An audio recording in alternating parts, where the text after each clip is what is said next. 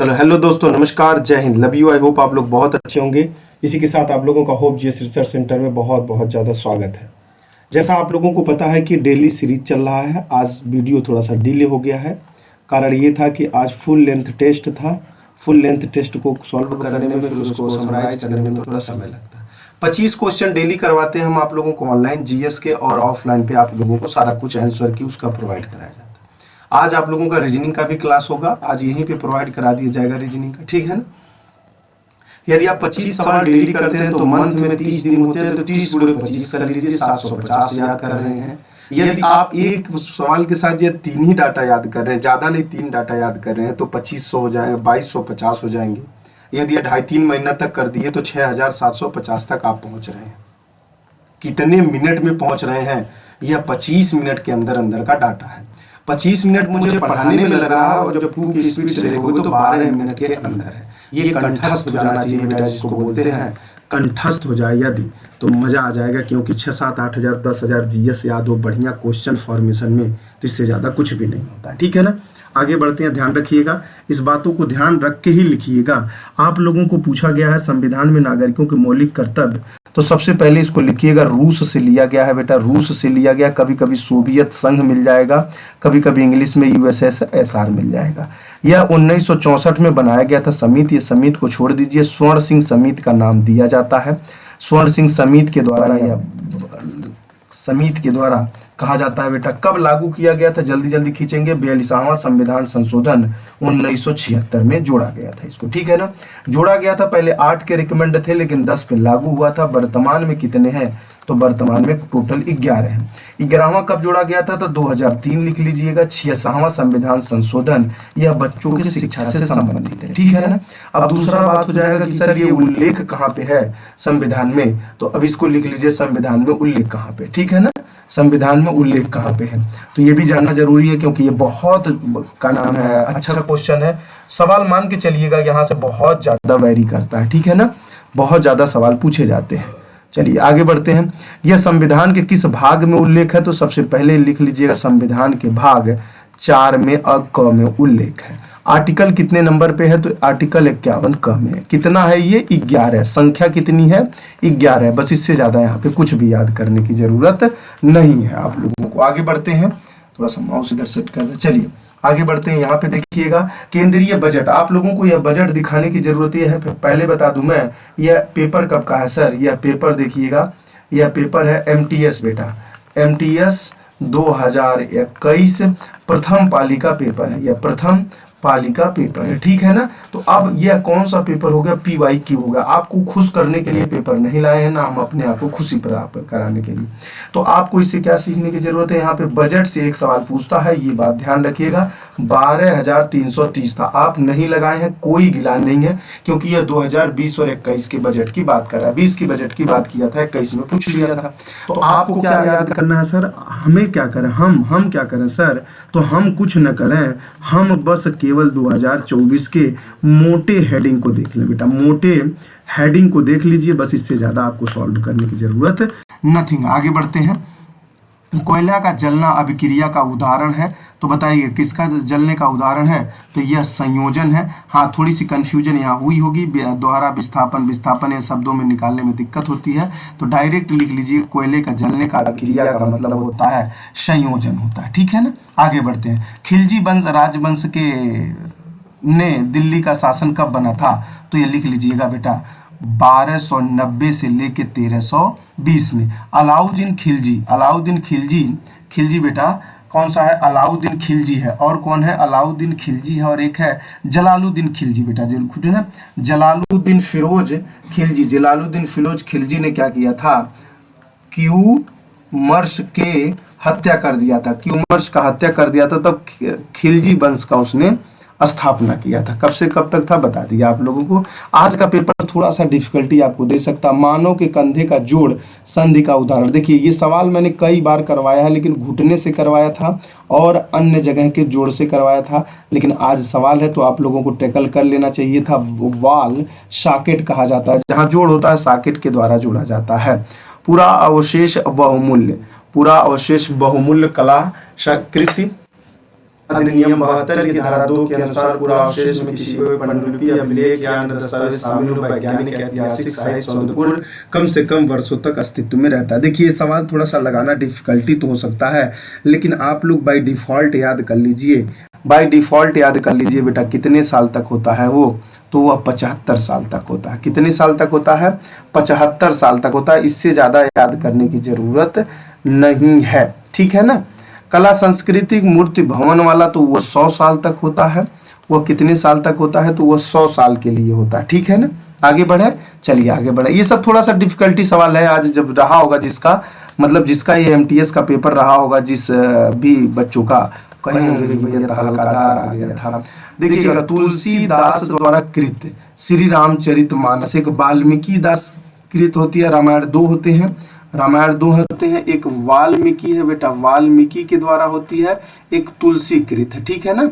तुलसी बेटा तुलसी कृत है, तो तुलसी कृत रामचरित मानस का पहला मुद्रित करण, देखिएगा मुद्रित करण का मतलब समझ गए ना, छपैया कब हुई थी, ये बहुत अच्छी बात है। मुद्रित करण कब हुआ था? तो 1810 में, खुद याद कर लीजिए। देखिए एक डाटा यहाँ पे हो गया, मुद्रितीकरण हो गया। दूसरा डाटा आपको कलकत्ता से मिल जाएगा, कलकत्ता से मिल जाएगा। देखिए कितना डाटा हो गया, तुलसी द्वारा कृत रामचरित मानस एक याद हो गया, तीसरा ये हो गया, कब याद किया था? 4 हो गया, कब उन्होंने किया था? 5 हो गया। अब यही पूछा जाएगा लिपि कौन सी है, अब यही पूछा जाएगा बेटा कौन से प्रिंटिंग के द्वारा और कौन से, ये पूरा टोटल जब पहली बार प्रकाशित हुआ था बेटा, ये फर्स्ट बार तो हस्त से द्वारा, हाथों के द्वारा लिखा हुआ ही प्रकाशित में आया था, ध्यान रखिएगा, वो पूछ सकता है। हस्तशिल्प था बेटा, ठीक है ना। और यह कौन से प्रिंटिंग के द्वारा था? तो लिख लीजिएगा, लिथो प्रिंटिंग था बेटा, लिथो प्रिंटिंग के द्वारा था, लिथो प्रिंटिंग के द्वारा यह प्रिंट किया गया था, ठीक है ना। लिथो प्रिंटिंग के द्वारा प्रिंट किया गया था। तो संपादक का नाम जानना चाहते हैं क्या? संपादक का नाम जानना चाहते हैं तो पंडित सदल मिश्र थे। अच्छा, जानना भी चाहिए क्योंकि अपने धर्म ग्रंथ से है, जो हिंदू धर्म के लोग हैं उनका विशेष रूप है यहाँ पे। देखिए यहाँ क्या याद करना था, 6-7 डाटा याद हो गया, हम तो 3 ही कहे आपको। सदल मिश्र हो जाएंगे बेटा, पहली बार जब हुआ था तो हाथों का लिखा हुआ था, लिथो प्रिंटिंग के द्वारा हुआ था। रामायण 2 प्रकार के हैं, एक वाल्मीकि के द्वारा लिखा गया, एक तुलसी के द्वारा। मुद्रित कब किया गया था? तो 1810 में किया गया था। कहाँ से किया गया था? तो कोलकाता, कलकत्ता, जो भी कहना हो कह लीजिए। पौधे किस प्रकार के द्वारा हवा में पानी छोड़ते हैं? हवा में पानी छोड़ते हैं, बताइएगा बेटा, हवा में पानी छोड़ते हैं। अब ये बताइएगा तो बड़ा अच्छा सवाल हो जाएगा, ठीक है ना। स्टोमाटा जानते हैं कि नहीं? स्टोमेटा है बेटा, स्टोमेटा, यदि आप लोग नाम जान रहे हो, स्टोमेटा बेटा, स्टोमेटा के द्वारा करते हैं ये, लेकिन वाष्पो उत्सर्जन के द्वारा, प्रकाश संश्लेषण के द्वारा तो वह भोजन बनाते हैं। पगलू काहे इसको गलत कर दिए हो, ठीक है ना। निम्नलिखित में से किस लोकगीत का नृत्य 2010 मानवता अमूर्त संस्कृत विरासत यूनेस्को में शामिल है? बहुत अच्छा, मैं शॉर्ट में पढ़ा हूं, तो आप लोग भी ऐसे पढ़ने की आदत डाल सकते हैं तो डाल लीजिए। सबसे पहले बताइए कौन सा था बेटा, जल्दी बताइए, जल्दी सवाल के जवाब देंगे तो जल्दी आप आनंद ले पाएंगे, ठीक है ना। यूनेस्को की श्रेणी में तो इसमें मेरे को पता है, सॉरी कालवेलिया है बेटा। कालवेलिया कहाँ की है? तो राजस्थान की है। बस इससे ज्यादा यहाँ पे जानने की जरूरत नहीं है। महिला एक दिवसीय अंतरराष्ट्रीय क्रिकेट में 6 विकेट लेने वाली एकमात्र भारतीय स्पिनर है, तो आप लोग बताइए वो कौन है बेटा? का 6 विकेट लेने वाले बताइए, जल्दी करिए, जल्दी जवाब देंगे तो जल्दी मिलेगा। दीप्ति शर्मा जी, बेटा, ऑप्शन नंबर सी सही है। दीप्ति शर्मा जी है, जो पहली बार उन्होंने लिया था। ब्रह्मपुत्र नदी के बारे में निम्नलिखित में से कौन सा कथन गलत है भैया? ब्रह्मपुत्र नदी के बारे में निम्नलिखित में से कथन गलत है। यह भारत के अरुणाचल प्रदेश में प्रवेश करती है, जहां इसे दिवांग कहा जाता है। गलत पूछ रहा है कि सही पूछ रहा है भैया? कथन गलत है, जल्दी बताइएगा। यह हिमालय के समांतर पूर्व की ओर बहती है, सही तो ये भी है। इसका अधिकांश मार्ग भारत के बाहर स्थित है, ये भी सही है। यह तिब्बत में उद्भित होती है, ये भी सही है। और यह भारत के अरुणाचल प्रदेश में प्रवेश करती है और इसको दिबांग कहा जाता है। कुछ यही पकड़ पाएंगे तो समाज में समझ में आ जाएगा, ठीक है ना। दिबांग है या दिहांग है, इन्हीं एक शब्द में गलती है। यदि आप लोग पकड़ पाएंगे तो वाकई में बहुत ही ज्यादा प्रसन्न होंगे। ऑप्शन नंबर सी सही है इसका। लेकिन वही व्यक्ति पकड़ पाएगा जो वक्ता बहुत अच्छे दिबांग और दिहांग में समझ में आ रहा होगा। तो बताइएगा क्या होगा बेटा। अरुणाचल प्रदेश में प्रवेश तो करती है, लेकिन इसको अरुणाचल प्रदेश में दिबांग नहीं दिहांग कहा जाता है। क्या कहा जाता है? दिहांग कहा जाता है बेटा, ठीक है ना। दिहांग कहा जाता है, ये कहा जाता है। इसको कहाँ कहा जाता है सर? तो इसको अरुणाचल प्रदेश में कहा जाता है। कहाँ कहा जाता है? अरुणाचल प्रदेश। असम में इसको क्या कहते हैं सर? अच्छा चलिए शुरू से बता देते हैं, अब छोड़ दीजिए। ये सवाल का ऑप्शन सी सही है। ब्रह्मपुत्र नदी के पूरी डिटेल दे देते हैं। ब्रह्मपुत्र नदी राक्षस ताल के बगल में कौन सा ताल है? वो सांगपो। चीन में जब चलती है तो इसको सांगपो के नाम से जाना जाता है। जब यह अरुणाचल प्रदेश में जाती है तो इसको जाती है तो बेटा दिहांग के नाम से जाना जाता है। दिहांग के नाम से जाना जाता है। अरुणाचल प्रदेश में जब चलती है तो इसको दिहांग के नाम से जाना जाता है। जब यह असम में चलती है, असम में बहती है मतलब, तो इसको ब्रह्मपुत्र नदी के नाम में जाना जाता है, ठीक है ना। जब यही बेटा वहां चली जाती है, क्या नाम है, बांग्लादेश में जब चली जाती है तो इसको जमुना नदी जमुना नदी के नाम से जाना जाता है। ध्यान रखिएगा, जमुना नदी के नाम से जाना जाता है। लेकिन जब सर जमुना नदी और गंगा नदी दोनों मिल जाती हैं तो पद्मा नदी कहते हैं। ये नाम याद रखिएगा, सांगबो, दिहांग, ब्रह्मपुत्र, जमुना और पद्मा, ठीक है ना। चलिए आगे बढ़ते हैं। नागर मंदिरों में आमतौर पर वास्तुकला की शैली होती है, बताइएगा। 87 नंबर सवाल है, बताइएगा कौन सा होता है। तो बताइएगा, जल्दी बताइए। सवाल के जवाब देने से पहले सोच विचार लिया करिए थोड़ा सा जल्दी। चलिए गुड शाबाश। वो हो जाएगा ऑप्शन नंबर सी, उत्तरी भारतीय के लोग। विली वोनका बच्चों की कहानी। तो बड़ा करंट अफेयर पूछ दिया था। ये तो सवाल छोड़ दिए होंगे आप लोग, और छोड़ना भी चाहिए, ऐसे सवाल आप नहीं लगा पाएंगे। उस समय ये डेयरी मिल्क का जो चल रहा था बेटा, बच्चों वाला कहानी था, उसी से सवाल संबंधित बच्चों की कहानी की पुस्तक है ये, और चार्ली एंड द चॉकलेट के बारे में लिखा गया। तो ये तो सवाल आप छोड़ दीजिएगा, सही मत लगाइएगा। चार्ली एंड चॉकलेट फैक्ट्री के नाम पे बनाई गई थी बेटा, चार्ली एंड चॉकलेट। तो ये ब्रिटिश का एक लेखक था, 1964 में किया गया था, तब की बात है। तो छोड़ दीजिए, ऐसे सवाल आ भी जाए तो छोड़ दिया करिए, मत लगाया करिए, क्योंकि इतना डाटा आप नहीं याद कर पाएंगे और ना किया जा सकता। हाँ, और 1875 की बात, यहाँ पे बात याद रखने लायक है। 1875 की बात है। एशिया का सबसे बड़ा बेटा, एशिया का सबसे बड़ा एक्सचेंज है बेटा, बॉम्बे एक्सचेंज। एशिया का सबसे बड़ा है। कब शुरू किया गया था? 1875 में किया गया था। यह स्टॉक एक्सचेंज है, मार्केटिंग सिस्टम संबंधित है बेटा। क्या है ये? बॉम्बे एक्सचेंज। ये मार्केटिंग सिस्टम एक्सचेंज से संबंधित है, ठीक है ना। यदि इसी को पूछा जाए पूरे विश्व में कितने स्टॉक एक्सचेंज में आता है बॉम्बे एक्सचेंज, तो ये बेटा आता है 10वां। कब आता है? 10वां स्टॉक एक्सचेंज चेंज आता है। देखिएगा फिर से बोलूं, यह वर्ल्ड में कौन से नंबर पे आता है? तो 10वां नंबर पे आता है। लेकिन एशिया में किसवें नंबर पे आता है? तो एशिया में पहला नंबर पे आता है। तो भारत में कब शुरू हुआ था? तो 1875 में। इस बात से आप लोगों को बहुत अच्छी तरीके से पता हो गया होगा कि ब्रिटिश सरकार के द्वारा यह शुरू किया गया है। इतनी बातें समझ में आ गई हूं तो अब आगे बढ़ा दें। यह पहला है, ठीक है ना बेटा, पहला एक्सचेंज रेट है जो एशिया का। तो वो आपको बता दिए आंसर में। निम्नलिखित में से किस विकल्प को गलत तरीके से युग्मित किया गया है? सतारा, नागपुर सेब, हिमाचल प्रदेश केला, केरल अमरूद, तेलंगाना। ध्यान रखिएगा, गलत तरीके से युग्मित किया गया है। तो आप लोगों को पता होना चाहिए, उत्तर प्रदेश का नाम सुने हैं कि नहीं? उत्तर प्रदेश में एक प्रयागराज है। प्रयागराज का नाम पहले इलाहाबाद था, तो वहीं का अमरूद बहुत ज्यादा प्रसिद्ध है, तो वहीं से पूछा गया था इस सवाल, ठीक है ना। अमरूद की वजह से। नागपुर संतरे के लिए प्रसिद्ध है, एब्सोल्युटली राइट। सेब हिमाचल, गुड शाबाश। केला केरल सही है। युग्म गलत है, युग्मित किया गया, गलत तरीके से किया गया तो तेलंगाना अमरूद तो आएगा नहीं, आएगा वहां पे। मांडो किस राज्य की लोक गीत का एक रूप है? वैसे सवाल आज बड़ा ढांसू रहा भैया, गजबे सवाल था। यदि टेस्ट पेपर के साथ साथ या मेन पेपर में यदि आ जाता जो आ गया होगा तो भैया 12-13 से ज्यादा सही करना बड़ा मुश्किल हो जाता है यहाँ तो। लगाइए 91 नंबर सवाल लगाइए बेटा। मांडो कौन से नृत्य है? तो मांडो ये आप लोग मानो या मत मानो, इसी डेली 25 सीरीज में, इसी डेली 25 सीरीज में बेटा यह सवाल मैंने करवाया था। और बस ये सवाल था तो वो पूछा था गोवा में कौन लोकगीत होती है, और उसी सवाल को उसने पलट दिया है। बस इतने अंतर है और उसका नाम हो जाएगा गोवा भाईजान हो जाएगा। ठीक है ना, गोवा घूमी। भारतीय संविधान का कौन सा अनुच्छेद आपातकाल की उद्घोषणा से संबंधित है? तो आप लोगों को तो पता होगा आपातकाल 3 प्रकार के होते हैं। एक तो आपातकाल, एक का नाम मतलब राष्ट्रपति शासन, और एक वित्तीय आपातकाल। तो आप लोगों को तो पता होगा वित्तीय आपातकाल, राष्ट्रीय आपातकाल, और इतना पता है कि नहीं? इतना पता है तो पहला वाला आर्टिकल यही सही है।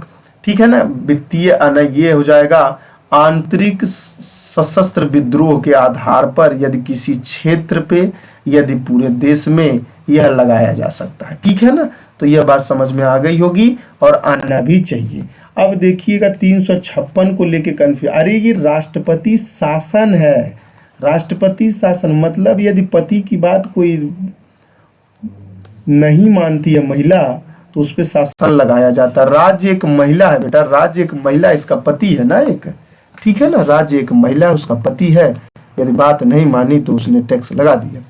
आमतौर पर कितने मीटर है? हाउ मेनी मीटर से अधिक ऊंचाई खाड़ी पहाड़ी को पर्वत के रूप में वर्ग। अच्छा गजब है भैया, ये तो हमने बताया है ये सवाल, ये भी बताया गया है। चलिए लगाइएगा, सुने होंगे 1000 पर्वत पहाड़ी को पर्वत रूप में वर्गीकृत किया जाता है। बताइएगा 93 नंबर सवाल है, 93 नंबर सवाल है, जल्दी बताएं तब हम आगे बढ़ा जाए बेटा। 600 मीटर से अधिक वाले को, 600 मीटर वाले अधिक वाले को बनाया जाता है। किसको बनाया जाता है? 600 मीटर से अधिक वाले को। चोल शिलालेख में तिरुनाम टटुकानी को, अरे भैया नाम है इस सब का गजब है हालत याद, इसीलिए तो बच्चे भी सर घबरा आ जाते हैं। बताइए टटुकानी पचुकानी नाम बेचारों को याद कैसे होगा? तिरुनाम टटुकानी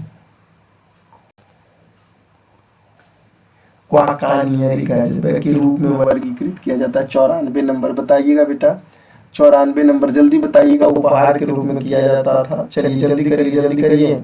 ऑप्शन नंबर मंदिरों के भेंट और जमीन के रूप में किया जाता था। ऑप्शन नंबर 1 है।